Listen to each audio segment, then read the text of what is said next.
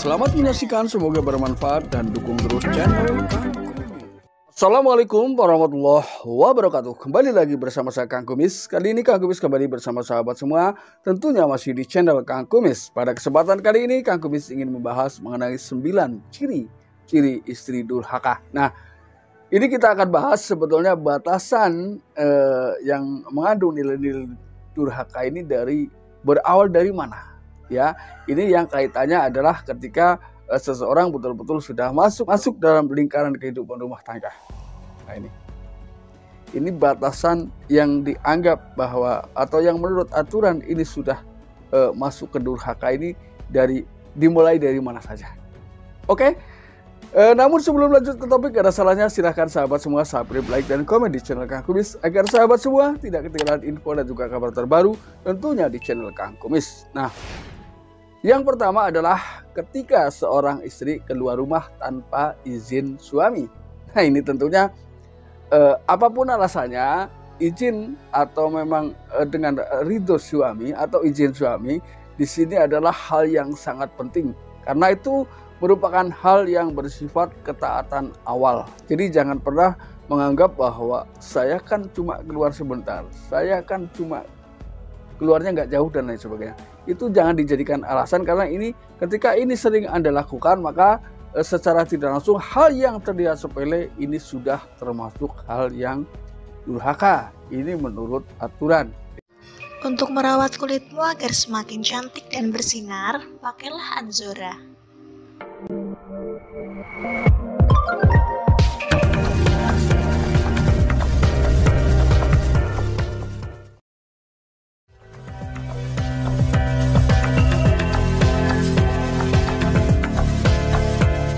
Lalu yang kedua adalah ketika seorang istri menuntut kesempurnaan dalam rumah tangga. Artinya harus seperti ini, harus seperti ini.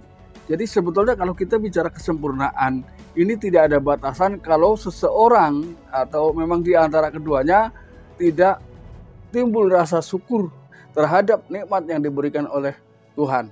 Ya, jadi kesempurnaan itu menurut manusia itu sebetulnya tanpa batas ya.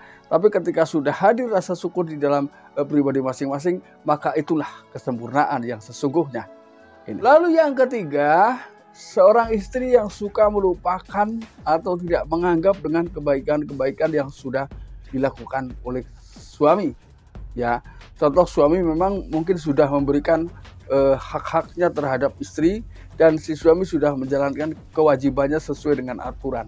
Nah, namun di sisi lain kebaikan, perhatian ini sama sekali tidak mendapatkan respon-respon yang positif atau menyenangkan atau bahkan sebaliknya. Ya, ini adalah termasuk bagian dari ciri-ciri istri yang suka berbuat durhaka terhadap suami. Lalu yang keempat, merasa dirinya sudah terlalu banyak berbuat baik. Ya, ketika seseorang sudah merasa terlalu banyak berbuat baik, maka ia akan meremehkan nilai-nilai kebaikan. Ya, karena dia merasa bahwa semua kebaikan sudah pernah ia lakukan. Nah, padahal sesungguhnya kebaikan-kebaikan yang memiliki nilai itu adalah ketika kebaikan itu memang betul-betul bisa dirasakan manfaatnya oleh orang lain tanpa meminta imbal balik. Ini adalah mungkin kebaikan-kebaikan yang mendekati kesempurnaan. Ketika seseorang sudah merasa terlalu banyak berbuat baik, maka ia perlahan akan menjauhi kebaikan itu sendiri. Lalu yang kelima adalah cemburu buta. Nah, cemburu boleh, cuman berlebihan jangan. Karena rasa cemburu ini adalah menggambarkan mungkin betapa besarnya atau sebesar apa rasa cinta yang ia rasakan terhadap pasangan. Tapi ketika cemburu buta, cemburu yang tanpa alasan, ini justru membingungkan. Ya, yang pada akhirnya ketika seseorang bisa jadi berakhir berbuat nekat yang tadinya memang anteng-anteng saja, tenang-tenang saja karena merasa terus diserang dengan kecemburuan yang tidak beralasan, seseorang ya akhirnya ia nekat melakukan sesuatu yang ia tuduhkan walaupun sebetulnya itu sebelumnya tidak terjadi. Tapi karena tidak tahan dengan desakan kecemburuan, pada akhirnya ia nekat melakukan apa yang ia tuduhkan. Lalu yang keenam, istri ya akan selalu sibuk dengan urusan sendiri. tanpa memperhatikan, ya, tanpa memikirkan bagaimana perasaan seorang suami ketika seorang suami betul-betul butuh kehadiran seorang istri di sampingnya, ya. Sementara istri sibuk di luaran sana yang belum bisa diketahui kesibukannya ini ngapain saja, ya. Karena biasanya adalah kesibukan-kesibukan yang tidak jelas, kesibukan-kesibukan yang memang sengaja diciptakan untuk menjauhkan dirinya, ya. Ini termasuk mengandung nilai-nilai durhaka. Lalu yang ketujuh, tidak lagi peduli dengan perasaan suami.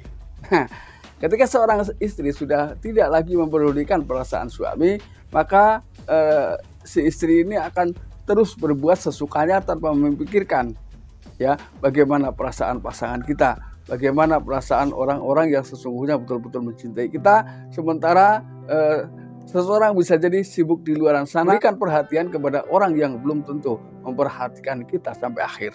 Nah, ini. Jadi di sini namanya satu rasa dengan pasangan, ini adalah hal yang penting, hal yang sangat harus dilakukan, atau hal yang harusnya bisa dilakukan. Karena ketika bicara perasaan, hanya bisa dimengerti dengan perasaan. Lalu yang kedelapan, biasanya ketika sudah seperti itu, ia tidak segan untuk menceritakan kekurang-baikan atau keburukan pasangan, ya. Padahal disadari atau tidak, pasangan kita adalah tahu tentang kita dan kita tahu tentang pasangan kita. Bahkan banyak yang orang lain tidak tahu, kita tahu. Nah, maka dari itu, karena awalnya sudah tumbuh rasa saling percaya satu sama lain. Namun bagaimana ketika orang yang kita percaya justru mengumbar aib-aib pasangan? Ini adalah tentunya sama saja seseorang itu sudah mengumbar aib dirinya sendiri. Karena istri kita diibaratkan adalah pakaian kita. Nah, ketika pakaian itu lepas dari diri kita, ini adalah sama halnya seseorang sudah mengungkapkan keburukan dirinya sendiri. Ketika sudah menjadi satu pasangan, karena suka duka kita ini adalah suka duka kita bersama. Ketika kita sudah betul-betul masuk dalam lingkaran kehidupan rumah tangga. Yang kesembilan, ini adalah tanda yang tentunya paling tidak diharapkan, ya, paling ditakutkan terjadi, yaitu dia secara diam-diam berkhianat mencintai pria lain. Nah, ketika 9 tanda ini ada, ya, maka seharusnya suami mulai cerdas dan berhati-hati, ya. Namun ini hanyalah gambaran belaka, bukan berarti sahabat semua harus terus setiap hari mencurigai pasangan sahabat semua, tidak, ya.